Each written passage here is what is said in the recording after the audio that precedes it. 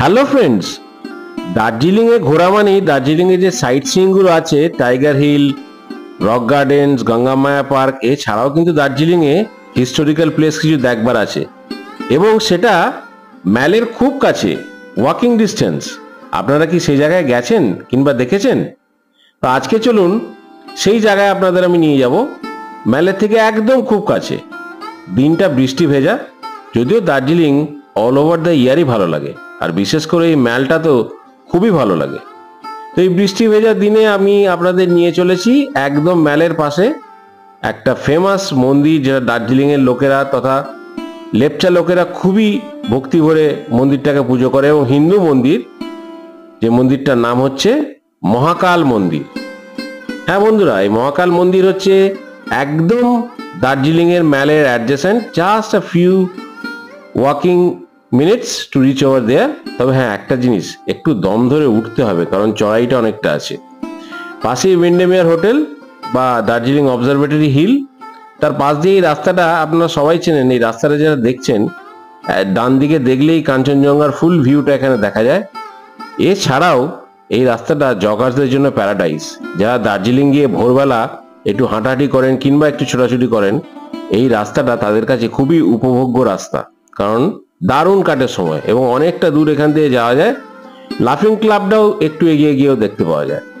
আর দার্জিলিংয়ের এই রাস্তাটা আরো নস্টালজিক কেন বলতে পারবেন? সত্যজিৎ কাঞ্চনজঙ্ঘা মুভির অনেকটা সিন এখানে শুট করা হয়েছিল। তাই আমি মনে একটা আনন্দ নিয়ে, উদ্যম নিয়ে এই মহাকাল মন্দিরে উঠতে চলেছি। হোটেলের মধ্যে আছে কুহু এবং তাসু, ওরা তো এলো না, যেহেতু বৃষ্টিটা পড়ছিল। তো আমি বৃষ্টিটা একটু কমবার পরে আমি একদম ফার্মলি মন্দিরটার দিকে উঠতে থাকলাম। বেশ চড়াই মন্দির, তো মহাকালের নাম নিয়ে আমি ভাবলাম যে না, উঠেই পড়ি। একটু এগিয়ে গিয়েই দেখবেন মহাকাল মন্দির উঠে যাওয়ার বাঁদিকে একটা সিঁড়ি, এবং সিঁড়িটা স্ট্রেট উঠছে মহাকাল মন্দির। আর আপনি এখানে উইন্ডেমিয়ার হোটেলটাও দেখতে পাবেন, যে উইন্ডেমিয়ার রিসোর্ট নাম করা একটা দার্জিলিং এ, ওটাও দেখতে পাবেন। মহাকাল মন্দির উঠতে গেলে আপনাকে বেশ কয়েকটা সিঁড়ি এবং অনেকটা জায়গা আপনাকে হেঁটে উঠতে হবে, তার জন্য একটু আস্তে আস্তে উঠবেন। আর যাদের দমের খুবই প্রবলেম হয় তারা কিন্তু থেমে থেমে উঠবেন, তবে উঠবেন। অসম্ভব কিছু ট্রেক নয়, আরামসে ওঠাই যায়, क्योंकि डर के आगे जीत है, যেটা আমি বলি। তো আস্তে আস্তে উঠতে থাকবেন, হর হর মহাদেব বলতে বলতে উঠতে থাকবেন, তারা আরো ভালো লাগবে।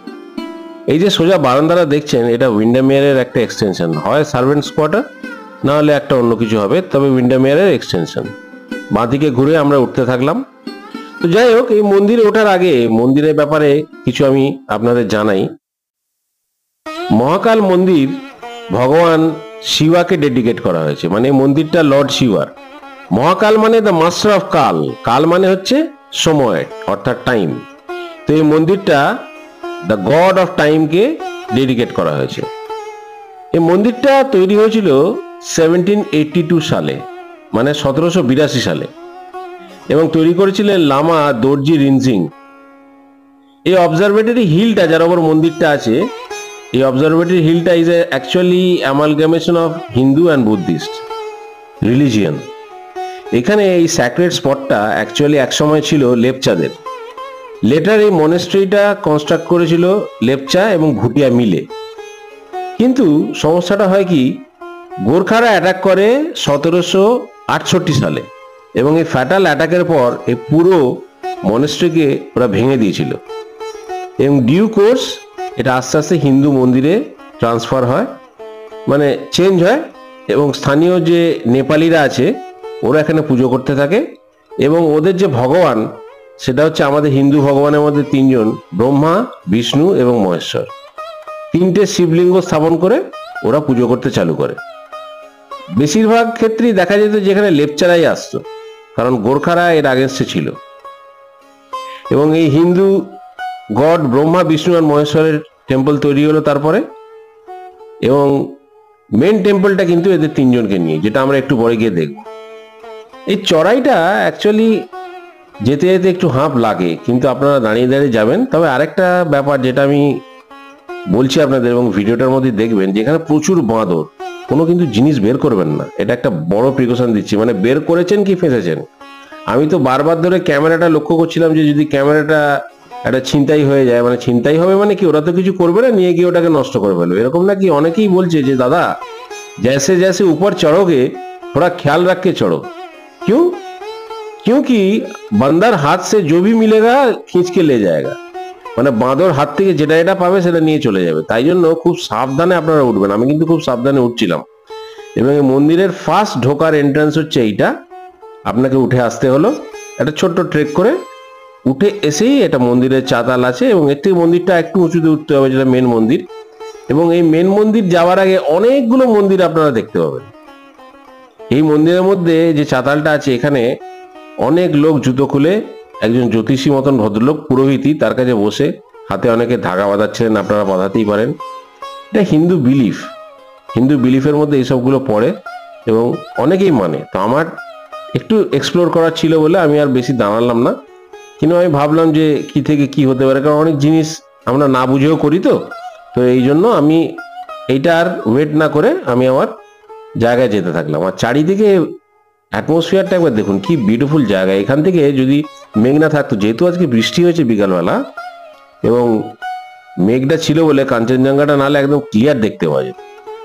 যাই হোক, আমি আরেকটু উঠতে থাকলাম, কারণ এখানে প্রচুর মন্দির আগে থেকে বললাম, এবং কিসের কিসের মন্দিরের নাম সেটা আপনাদের বলে দিচ্ছি আমি। যেমন এখানে আছে কালী মাতার মন্দির, দুর্গা মাতা, সাতকন্যা ভগবতী দেবীর মন্দির, গণেশের মন্দির, কৃষ্ণের মন্দির, রামের মন্দির, ইভেন কি সিদ্ধি সাই বাবার মন্দির আছে। এই দেখুন, আমি আরেকটা মন্দিরের সামনে এলাম, এবং এই যে পুরোহিত আমাকে কিছু কথা শোনাচ্ছিল, কোনোটাই রেকর্ডিংটা ঠিকমতো হয়নি টেকনিক্যাল ডিফিকাল্টির জন্য।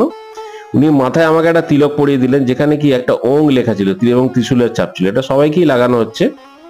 এবার আমরা এই যে রাস্তাটা উঠছে মেন মন্দিরের দিকে উঠছে, এবং প্রচুর বেলস আর প্রচুর পতাকা। যখন আপনি উঠবেন প্রত্যেকটা জায়গায় ঘন্টা বাজাতে বাজাতে উঠবেন, খুব সুন্দর লাগছে ঘন্টার ধ্বনিটা। হ্যাঁ, যেটা বলছিলাম, এখানে কৃষ্ণের মন্দির, রামের মন্দির, সিদ্ধি সাই বাবার মন্দির, হনুমানের মন্দির, মা পার্বতীর মন্দির, রাধাকৃষ্ণের মন্দির, সব রকম মন্দির আছে। এই টেম্পলটা অ্যাকচুয়ালি, যেটা আগেও বললাম, যে বুদ্ধিস্ট এবং হিন্দুর অ্যামালগামেশনে টেম্পলটা তৈরি। তাই আপনি দেখবেন এর মধ্যে অনেক কিছু জিনিস সিম্বলাইজ করে বুদ্ধিজম কালচারটাকে, কারণ যেগুলো আমরা মনেস্ট্রিতে দেখি সেইগুলো বেশ কিছু জিনিস আপনারা এখানে দেখতে পাবেন। এই নয় যে শিবের মন্দির বলে শুধু আপনি ভগবান শঙ্করকেই দেখবেন, হিন্দু গডেস এবং গডস মেনলি এখানে আছে। তাছাড়াও এখানে বুদ্ধিস্ট রেপ্লিকাও প্রচুর আছে, হুইচ ইন্ডিকেটস যে এক সময় এখানে একটা মনেস্ট্রি ছিল, যেটা আমি আপনাদের গল্পটা একটু আগে বললাম। তো এই দেখুন, এখানে মা পার্বতীর মন্দির, মানে মা পার্বতী, মা দুর্গা, সব দুর্গারই রূপ। তো দেখতে দেখতে এইখানে যে মন্দির চত্বরটা চলে এলাম। এখানে যে এতগুলো মন্দির বললাম, সব মন্দিরগুলো ঘুরিয়ে ফিরে আছে। কালীর মন্দির আছে, শ্রীকৃষ্ণের মন্দির আছে, যেটা বললাম আর কি। তো এখানে অ্যাকচুয়ালি আপনার আসলে একটা ধার্মিক ফিলিংস আসবে, এবং খুব সুন্দর পিসফুল অ্যাটমসফিয়ার, যেটা হয় পাহাড়ের উপরে একটা সুন্দর জায়গা, যেখানে আপনি গিয়ে খানিকক্ষণ বসতে পারবেন, খানিকক্ষণ টাইম কাটাতে পারবেন। খুব ভালো লাগবে আপনার, মানে অ্যাকচুয়ালি ভালো লাগবে। এটা হচ্ছে আরেকটা মন্দির। বিভিন্ন রকম মন্দির আছে, আপনি সব মন্দিরে যেতে পারেন, সব মন্দিরে দক্ষিণে যেতে পারেন। তো এই শেষমেশ আমরা এখানে এলাম যে মেন মন্দিরটা। এই যে চটেনটা দেখছেন, এই হোয়াইট চটেনটা একটা টিবেটিয়ান মেমোরিয়াল শ্রাইন। এটাও মানে রেলিক্স অফ দোর্জে রিনজিং লামা। আর এটা হচ্ছে মেন মন্দিরটা, যে বলেছিলাম যে তিনটে লিঙ্গ আছে এখানে, ব্রহ্মা, বিষ্ণু এবং মহেশ্বরের লিঙ্গ। এবং একদিকে দেখুন বুদ্ধিস্ট লামা বসে আছে, একদিকে হিন্দু পণ্ডিত বসে আছে। এই জায়গাটা গেলেই আপনার একটা রিলিজিয়াস সেন্টিমেন্ট তো অ্যারাইজ করবে। তাছাড়া এত পিসফুল, মনটা খুব শান্তি হবে, মানে এত ভালো লাগবে। আর এইদিকে উল্টো দিকে যেখানে আছে, এটা একটা টিবেটিয়ান বুদ্ধিস্ট কালচার। এই দেখুন, এখানেও আপনার চোটেন গুলো আছে, যেগুলো তলা দিয়ে গরম যাচ্ছে। আর ওই যে কালচারটা দেখলেন যে অনেক মানে বাতি জ্বালিয়েছে, এগুলো আমি বেসিক্যালি যত মনেস্ট্রি আছে মনেস্ট্রি দেখেছি, হিন্দু টেম্পলের মধ্যেই আছে। কারণ শুরুতেই বলেছিলাম এটা amalgamation of both the culture, Hinduism and Buddhism. Actually Gautam বুদ্ধও তো হিন্দু ছিলেন, পরে উনি নিজের একটা ধর্ম চালু করেন, which indicates piece and love towards fraternity. তো বুদ্ধিজম রিলিজিয়ানটা এমনি খুব শান্তি রিলিজিয়ান। তো এখানে এই যে মন্দিরটা, এই মন্দিরটার মধ্যে দেখবেন যে এই তিনটে লিঙ্গর তলাতে আছে হচ্ছে আপনার বুদ্ধর আইডেল। এখানে হিন্দু প্রিস্ট আর বুদ্ধিস্ট মঙ্ক দুজনেই পারফর্ম করে সাইমালটেনিয়াসলি, আপনাকে বললাম। তো এই জিনিসটা খুব দেখতে ভালো লাগে। সামনে ভগবান যেহেতু মহেশ্বর, সামনে নন্দীর সাইনটা আপনারা দেখলেন।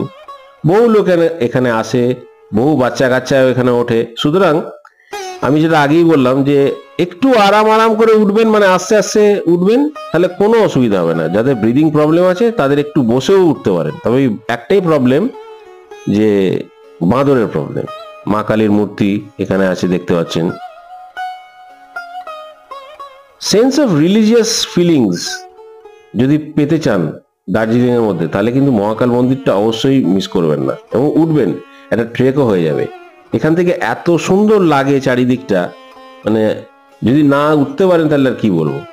আর মহাকাল মন্দিরের অ্যাড্রেসটা আমি ভালোভাবে বলে দিয়েছি আপনাদের, তবুও বলে দিলাম, শুরুতেও বললাম, এখনো বলছি।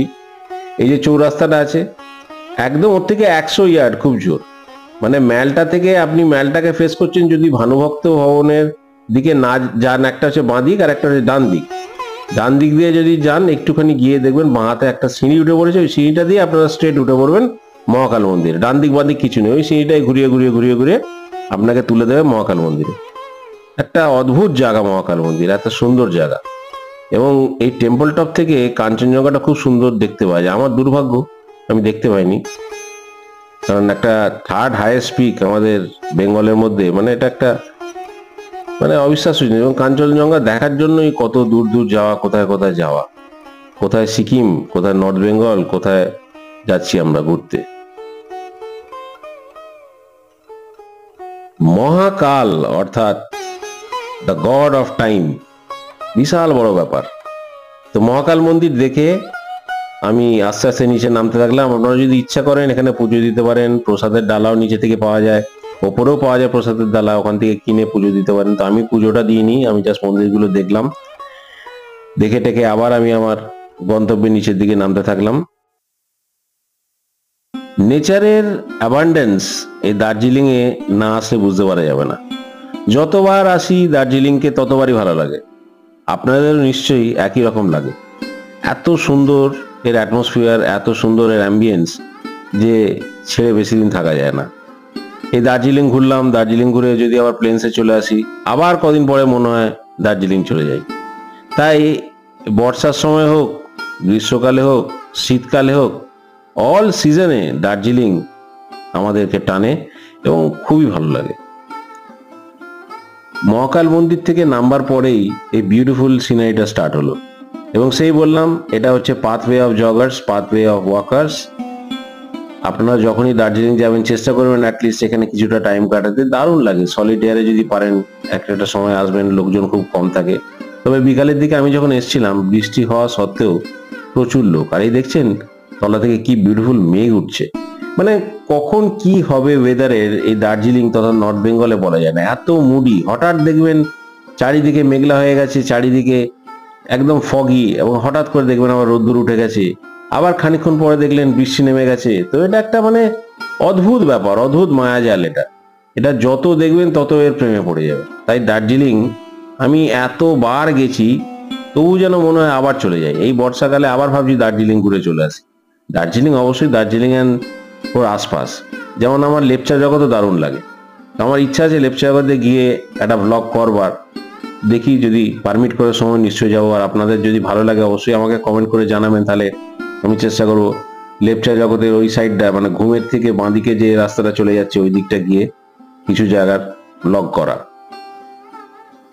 কি অদ্ভুত পিসফুল একটা ট্র্যাঙ্কুইল একটা অ্যাটমসফিয়ার এখানে। দেখুন চুপ করে আপনি ঘন্টার পর ঘন্টা বসে থাকতে পারবেন এই পাহাড়ের দিকে তাকিয়ে, এবং ল্যান্ডস্কেপটা আস্তে আস্তে আস্তে আস্তে চেঞ্জ হতে থাকবে। কখনো ব্রাইট, কখনো ফগি, কখনো খুব ঠান্ডা হাওয়া দেবে, কখনো আপনি কাঞ্চনজঙ্ঘাটা চোখের সামনে দেখতে পাবেন। দূরে পাহাড়ের আবঝা রেখা দেখা যাচ্ছিল, কিন্তু কাঞ্চনজঙ্ঘা সেটা তো দেখতে পেলাম না। ভাগ্যটা খুবই খারাপ। তবে এইবারে কাঞ্চনজঙ্ঘা খুব দেখেছি ভালোভাবে, যদিও এই সময়টা দেখিনি। আরে গাছগুলো এত ডেন্স, এত ডেন্স গ্রিন, এত লাশ গ্রিন, যে সবসময় এদেরকে দেখলেই মনের মধ্যে একটা ফুর্তি এসে যায়, মনের মধ্যে একটা পজিটিভিটি এসে যায়।